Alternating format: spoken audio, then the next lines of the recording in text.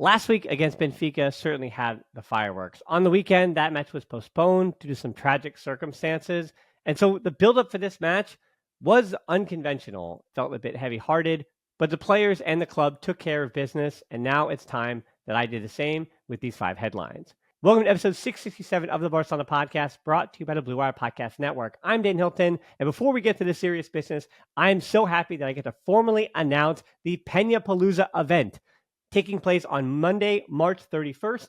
That's Tuesday morning in Europe. It'll be virtual on Big Up and a chance to get to learn all about Peñas, chat with Peñas, those are Barcelona supporter groups for those who don't know, find your local one, and even learn about the history of Peñas and supporter groups at the club. It's going to be a really great time, so please join me for that one. If you subscribe anywhere, including on Big Up, I'll have plenty of updates for that as we get closer to the event, including some of the itinerary and things that are going to be going on that night. So that is so exciting. I'm so happy that I finally get to announce it. And without further ado, though, let's dive in. Here are the 5 headlines from Barcelona's 3-1 victory over Benfica that gets them a spot in the round of 8. Headline 1 is with heavy hearts. As I set up in the intro, this was a heavy match for the players and the coaching staff and the board members and fans around the club in Barcelona. It was a heavy day. It was a farewell to Dr. Carlos Miñarro Garcia, who spent 7 years at the club, but his first with the first team this season, and he's gone much too soon. And his passing was the reason why the match against Osasuna on the weekend was postponed. There was a wake for him earlier in the day. So when I say it was a heavy-hearted day, I really truly mean today was a heavy-hearted day. And as someone who has personally buried quite a few too many people in my time, to go out and then play a football match in front of all of those people with the stakes that they had today, that being the players, that is so, so difficult. In hindsight, it is great that the Osasuna match was postponed. I'm glad they didn't play that one. It was the right thing to do. And rescheduling it, yes, it'll be a frustration and a headache later, but that is a problem for later. So to play for him the way they did today, as Gavi said in the postgame, that was really, really special. And I'm proud, like really, as just a person, I'm proud of the players to have the commitment to him and have the commitment to the cause the way they did today. And speaking of that cause, due to last week's red card, there was no Cubarsí for this one, but because of a yellow accumulation, there was also no Carreras for Benfica on their left side, which meant they had to fill in Samuel Dahl to deal with this guy named Lamine Yamal, who also coming in, we were told, was going to be getting to eat a meal at halftime, but due to Ramadan and the fasting, will not have eaten until that first half of that match. And there are examples. I mentioned it on the watch along on Big Up. There are examples. Hakeem Olajuwon, Kyrie Irving, those are some basketball examples that I love to use about players that excel when they're fasting. And I think we're in that territory. We can officially say that, but I don't want to jump too far ahead. But you know where I'm going with this and why I set up the fact that Carreras was out, Dahl was in, and Lamine Yamal, well, he was definitely going to eat in one way or another, even before halftime. Though while we know what's coming in this match, it didn't start on the best foot. It took to the 6th minute for anything to really, truly happen in this game. It's Pedri driving through the middle, threads the needles to Lamine Yamal, but he doesn't get enough on it. And Raphinha also offside early a few times, not great on his timing. In the 10th minute, Lamine Yamal into Lewandowski, but Lewandowski couldn't get it out of his feet with any force. And that will kind of be a theme here as we try to sprinkle in a little bit of negativity with all the positivity from this victory. Those who joined me on a recent watch along already saw this, but I am happy to be partnering with Goal Shop, who hooked me up with some of those jerseys that I had on my list, but I never was willing to pull the trigger, at least until now. As you can see, I feel like I look good in pink, so they hooked me up with this Inter Miami Messi jersey, as well as, for, of course, the Barcelona fan in me, this Centennial jersey, which, again, I've had on my list, but maybe it's just the fact that I don't really feel like I look too great in navy, as well as this France 1998 World Cup jersey, which, obviously, if you've been with me for quite some time, you know that the man on the back has got to be none other than Thierry Henry. Goal Shop has tons of teams, current and vintage players, current and vintage jerseys, and stuff for the whole family. If you go to the link down in the description, you can get an exclusive 15% off coupon with code TBPOD. That's all lowercase TBPOD. All right, back to those headlines. Headline 2 is Lamine Yamal versus Benfica. While I did foreshadow some of the negativity, again, it did not take very long for Barcelona to find their way onto the front foot. It happens the very next minute from that Lewandowski issue in the 11th minute. Lamine Yamal carries it, takes on 2, and as he's taking on the first, he gets a pick from Lewandowski. As I said, Florentino Luis coming back after having missed last week, didn't matter, didn't help. Lamine Yamal just skates by him. And on the replay, I was wondering in live time, was that really a pass? And yes, it was just a superb outside of the boot pass. And you're talking already, I think, with Lamine Yamal, when you talk about the pantheon of players with these outside of the boot Trivelas, it is really a special talent. It's a word that I don't have to use very often because not many players can do it, but this pass was just bananas. It finds Raphinha, who's onside, and he's able to finish. Raphinha gets his first of the day. We'll talk about Raphinha when we talk about his second later. But that lead for Barcelona, at least in this game, they were still up in the tie. That lead did not last very long. 13th minute then, Otamendi on the answer. And Araujo, you can correct me if I'm wrong here, but this is on him. I'm not trying to pile on Araujo at all as a player and all the things that he has returned to the team to be and him wanting to leave. That's not what this is about. This is just this moment I'm talking about when Otamendi got free. It has to be Araujo with a mistake, right? He was defending space in the middle because it looks like Inigo Martinez and Lewandowski were both man-to-man. So wouldn't that indicate that Araujo was also supposed to be in a man-to-man situation? And I think Otamendi was his man and Araujo knew that, but he's totally unmarked because maybe Araujo, if you're going to say he did something wrong, it wasn't necessarily getting rid of the mark. It was that he misjudged the flight of this ball, but he misjudged it by an almost inexcusable amount where any bit of jumping didn't even have him in the area, that he couldn't even affect the sight line of Otamendi. So yes, I think this is all around a mistake by Araujo, which made it a little bit more complicated for Barcelona. It's 1-1. The silver lining to this is that's the only negative defensive thing I have to say about Barcelona in this game was on a set piece. With set piece goals for the opposition does happen. That is frustrating, and those kind of drops in focus and mental energy, that can happen when you have such a heavy day. I'm not trying to make excuses, but it's true. When you have heavy days, those little moments like that in focus can happen. But for them not to concede an open play, we'll get back to it at the end. That was a really good defensive day for Barcelona. 19th minute, we were kind of wondering where Dani Olmo was in this match, and he gets his first carry here. Lamine Yamal tried to get it to Lewandowski, but he was behind it. Pedri wins it back on the Benfica counterattack because Pedri, as I keep saying with Pedri the last few weeks and months now, gosh, he's good. He does good things, and he helps Barcelona win. He's just a winning player. In baseball, here in the U.S., they call it WAR, or wins above replacement. Pedri, in that stat, which isn't a real one in the sport of football, but it's got to be sky high. He just does all the little things to help you win football matches. And he probably, I guess, deserved the Man of the Match award when all is said and done. Going back to speaking about Olmo a little bit, I did see people wonder, where was he? Why is he having an impact? And I think this is by design. So yes, offensively on the ball in the first few minutes, his touch wasn't the best, but he had a lot of work to do defensively and also in build-up when Barcelona were building up.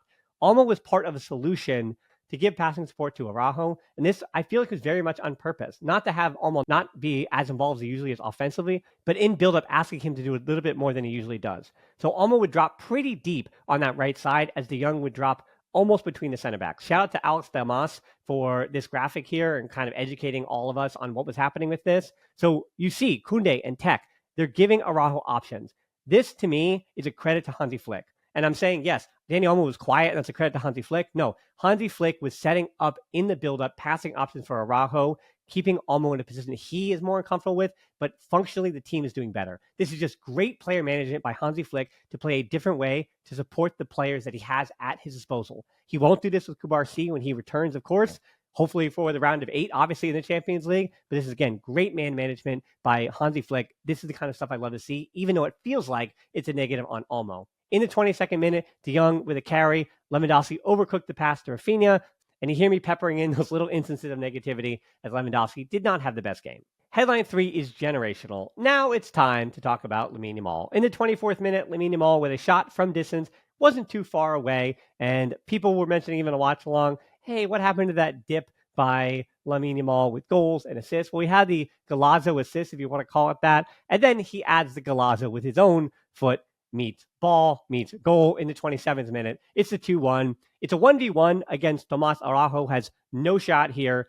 And as Lamine Yamal pulls the Messi move, as in dribbling with his left foot, starting to dribble across the penalty box, nobody against Benfica did their homework because Carreras wasn't there to try to defend Lamine Yamal, so nobody else picked up the slack in the interim. They did not jump out quick enough on him at all, gave him too much space, and I felt like the touch he took right before he released that shot might have been a bit too far for him, but no, he got all of it, and the touch is perfect. No chance for the keeper, and a golazo for Lamine Yamal in maybe his second best goal that he scored as professional, next to that one against France at the Euro. So maybe that's the other one, but this was an all-timer. Maybe his best goal for FC Barcelona. Definitely put that on the ledger, put that on the highlight reel, and something that I think the club will be replaying ad nauseum in the next week for very good reason. I said, too, the way that he just 1v1 destroys players, humiliates players. I tweeted it, and I'll say it again. Lamine Yamal is too young to have a family of his own, so I think he forgets that these grown men on other teams, they have families.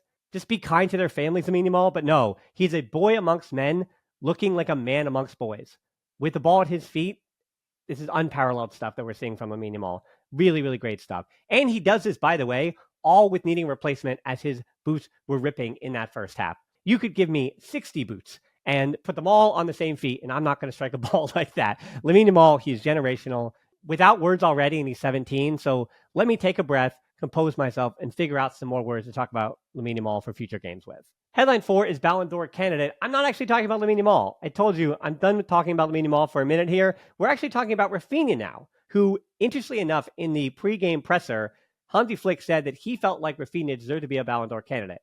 And then you watch another match like this, and you think back to all the moments and the images this season. How is Raphinha not in that conversation? I think Hansi Flick has a point here. Midway through the first half, Raphinha, it was interesting too tactically because he stayed inside on the right and almost shifted to the left, but only briefly. But it was still long enough where I made a note of it, like Hansi Flick wasn't trying to get out of that situation. He's so comfortable having Raphinha in the middle of the field as well when Barcelona, through the press, get themselves in that situation, especially because Raphinha is likely there because he was defending a counter and putting in a shift on both ends of the ball. And if we want to reward players for both their defensive and offensive work, that is why I say, how can Raphinha not possibly be in the Ballon d'Or candidate conversation? They went back to the regular formation soon after that, but still, it was a note to make. 39th minute, Pavlidis hit the crossbar, and he was offside anyway, which is why Koundé let him go. Koundé, another player who had a good match here. 40th minute, then Raphinha skies one over. It's Olmo with some trickery in the build-up. Again, just making notes that Olmo, Raphinha, you felt like, yeah, they could have done more. They could have had good moments, but they did have good moments in this match. Now the 3-1 in the 42nd minute. Time to talk about Balde, which is a name that I didn't mention yet, and that's because there's no negative things to talk about without Honda Balde. When your left back isn't in any trouble and all he can do is positive things, I thought Balde did a lot of positive things in this match, and none were more positive than this one in the 42nd. Tremendous first half from him, wins the ball cleanly in his own third on the field, carries that thing all the way 65, 70 yards, and lays off to Raphinha at the last possible moment, and then Raphinha puts it in the back of the net. VAR takes a look, but no, Raphinha was clearly onside, and this is the 3-1. Now we're going to talk about Raphinha. Balde is not a candidate yet for the Ballon d'Or, maybe someday, and he probably will have to not play left back, but yes, great day for Balde, but Raphinha, 2 more goals. Did it feel like he was the best player in this game? No. It was Pedri, it was Lamine Yamal, and Kubarsi probably, if he was there, would have been there too. So no, it's not those 3 I always talk about. But Raphinha, he's been on the receiving end and has done all the dirty work necessary for you to win. Very much like I said about in the first half, that Pedri contributes to winning, so does Raphinha. I do find it a little funny that the former Sporting CP man, remember that's where he got a start in Europe, loves beating up on Benfica, and he has a habit of doing it. He went from just a big match player for Leeds United, now he's officially this season a big match player for Barcelona too. And if they're going to have him in that position, then you also, again, have to reiterate to have him in that conversation for the Ballon d'Or. In the Champions League, this is now 11 goals in 10 games, plus 5 assists. Messi's best Champions League campaign was 14 goals and 5 assists. That is how clinical. And I know there's weeks and months between games, but keep adding these up in this competition. He's been unstoppable. So Raphinha, do not let his season go under the radar. He's been sensational. De Jong, same thing. Since he's returned, he has gotten better and better and better. Do I think he was better than Pedri in this game? No, but De Jong had a really solid game. We're on an island. If we're comparing this De Jong to the ways in which I know that the fan base loves to talk about De Jong, he was so good, and he has been so good since he returned, and he has had 1 or 2 blemishes, but this day was not that day. He was everywhere he needed to be, as I said, in build-up, stepping between the center backs to support Araujo, but also carrying and getting forward. And it seems like in Hansi Flick's system, in a way that he didn't under Xavi, he understands something.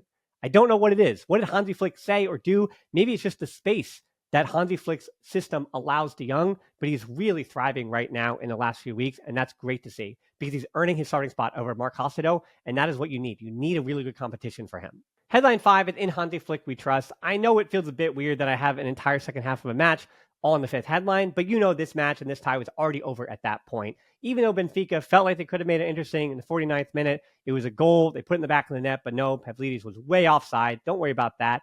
56th minute, Benfica made some changes, but we know that it wasn't really going to help. 65th minute, Koundé inches away from De Jong, as Barcelona could have made this even worse in the second half. Raphinha had a nutmeg in the build-up. Barcelona fans were feeling themselves. Then around the 68th minute, Benfica is starting to absolutely gas out from defending. And so that pressure that Barcelona puts you under over the course of 180 minutes of a tie. Yes, of course, it's not added up, but Benfica were having a hard time chasing shadows there in the second half. And that meant that Barcelona, even up 3-1, could have felt like, hey, we are definitely going to put our stamp on this game. And they just don't have a way back. And you felt that energy from Benfica slowly as the minutes went on. It was just zapped away. And that's a credit to the way Barcelona controlled this second half, leaving no doubt.